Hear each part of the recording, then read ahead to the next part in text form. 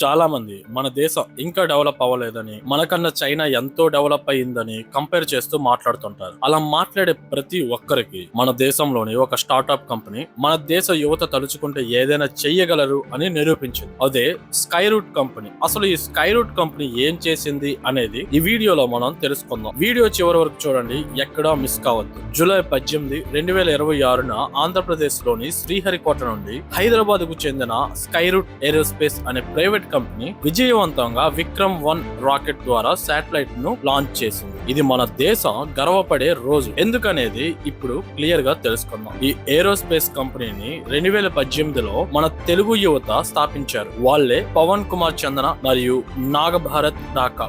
వీరిద్దరూ 2018 వరకు ఇస్రోలో పనిచేశారు. ఆ తర్వాత private space startup Skyroot aerospace కంపెనీని స్టార్ట్ చేశారు. అలా ఈ కంపెనీ మొదలైంది. మీరు ఇక్కడ అనుకోవచ్చు, అరే రాకెట్ లాంచ్ అనేది కొత్త ఏం కాదు కదా, మన దేశంలో ఇస్రో చేస్తుంది, అలాగే యుఎస్ఏ, చైనా, రష్యా వంటి దేశాలు కూడా చేస్తాయి. అంతేకాకుండా ఎలాన్ మస్క్ కి చెందిన స్పేస్ ఎక్స్, జెఫ్ బెజోస్ కి చెందిన బ్లూ ఆరిజిన్ కూడా ఉన్నాయి కదా అని. కానీ ఇక్కడ మీరు తెలుసుకోవాల్సింది ఒకటి ఉంది. రాకెట్ లాంచ్ అయిన కేవలం 15 మినిట్స్ లో భూమి చుట్టూ 450 కిలోమీటర్స్ ఎత్తులో ఉన్న ఆర్బిట్ లోకి శాటిలైట్ ని పెర్ఫెక్ట్ గా పంపించింది మన విక్రమ్-1. ఇది స్కై రూట్ వాళ్ళు సాధించిన గొప్ప విజయం. అలాగే సొంత ప్రైవేట్ కంపెనీ ద్వారా ఆర్బిట్ లోకి శాటిలైట్ ను పంపిన ప్రపంచంలోని 3వ దేశంగా మన ఇండియా నిలిచింది. సరే, ఇప్పుడు మనం విక్రమ్-1 రాకెట్ గురించి కొన్ని ఇంట్రెస్టింగ్ ఫ్యాక్ట్స్ తెలుసుకుందాం. దీని ఎత్తు వచ్చేసరికి 22 మీటర్లు, అంటే దాదాపు 72 అడుగులు ఉంటుంది. అలానే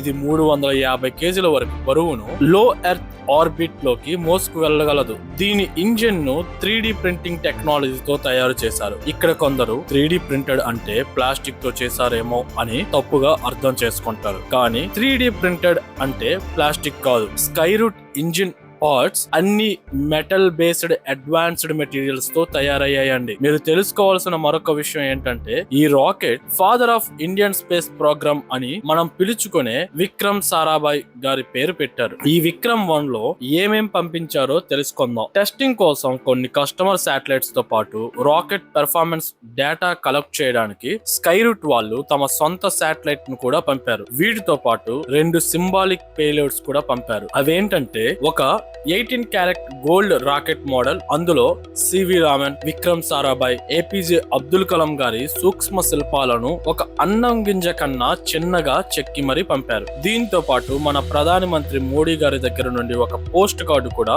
స్పేస్ లోకి వెళ్ళింది. ఇది మనకి ఎందుకంత ఇంపార్టెంట్? ఇది స్పేస్ ఎక్స్, రాకెట్ ల్యాబ్ వంటి గ్లోబల్ కంపెనీలకు పోటీగా ఇండియాను కమర్షియల్ స్పేస్ మార్కెట్ లో ఒక బలమైన ప్లేయర్ గా నిలబడుతుంది. అంతేకాక మనం కూడా ఇలాంటివి చేయగలము అని వేలాది మంది యువ ఇంజనీర్లకు గొప్ప ఇన్స్పిరేషన్ ఇస్తుంది. అయితే మన చైనా ప్రియులు అంటారు, అరే బాబు చైనా ఇది ఎప్పుడో చేసిందిరా అని. ఇక్కడ నేను మీకు చెప్పాల్సిన విషయం ఏంటంటే, చైనా అనేది ఒక కమ్యూనిస్ట్ దేశం అండి. చైనాని నమ్మి ఏ దేశాలు కూడా మోసపోవడానికి ట్రై చేయవు. కాబట్టి చాలా మంది గ్లోబల్ క్లయింట్స్ తప్పనిసరిగా మన దేశానికి వస్తారు. రష్యాకి కూడా క్లయింట్స్ వెళ్లరు.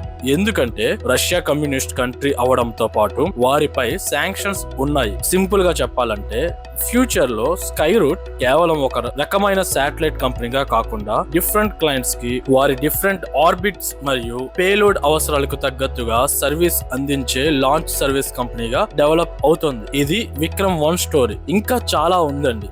ఇలాంటి మరిన్ని ఇంట్రెస్టింగ్ అప్డేట్స్ కోసం మన ఛానల్ ని సబ్స్క్రైబ్ చేసుకోండి. అలాగే స్కై రూట్ లాంటి కంపెనీలు ఇంకా చాలా రావాలని అనుకునే వాళ్ళు కామెంట్ బాక్స్ లో మీ ఒపీనియన్ ని కామెంట్ చేయండి.